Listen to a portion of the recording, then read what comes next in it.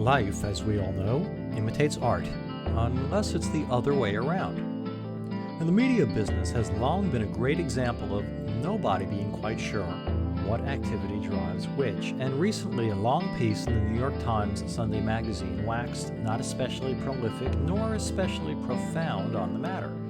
Snark notwithstanding, that statement is less about judging the Times magazine article than a commentary on how little pretty much anyone understands this new media stuff. And yes, that's an invitation to contact us if you want help, but I digress. Let's talk about the creative apocalypse that wasn't. We've been talking about media ever since we started spouting business change here at Answer Guy Central fully 6 years ago. For example, we told you about Pink Floyd's victory over their former record label, and it's been almost that long since we offended former New York Times technology columnist David Pogue by questioning his understanding of how copy protection works. More broadly, we recapped a few issues in the piece I See Your Lips Moving, But You're Not Saying Anything in 2012. The issue keeps reappearing. I've even gone so far as to talk about one of my son's attempts at being a record label impresario in a world where the idea of the record label may not mean anything. Well, the creative apocalypse that wasn't is a pretty good way to describe this issue. Pretty much every discussion of the subject has been based on doom and gloom in the face of business change. Creative apocalypse has been predicted too many times to keep count.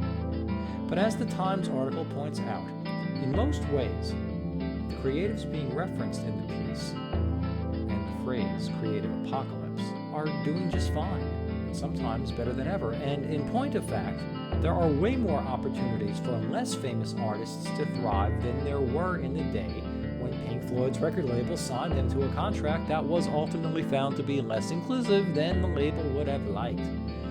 What's changed is the way art gets delivered and the power equation behind that change in delivery mechanism. And it sounds dull, but it's not.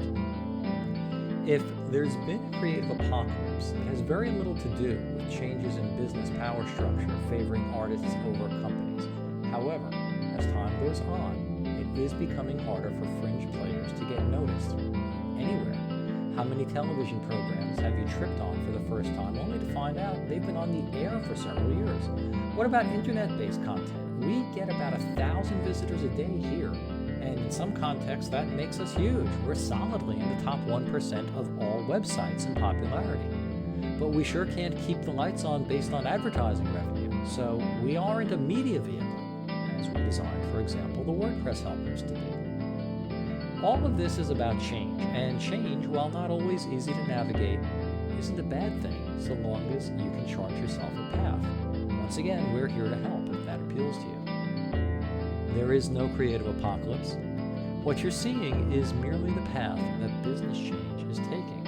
And just wait until our next piece, because talk about a creative apocalypse, design is dead. I'm the Answer Guy, and I'll be back.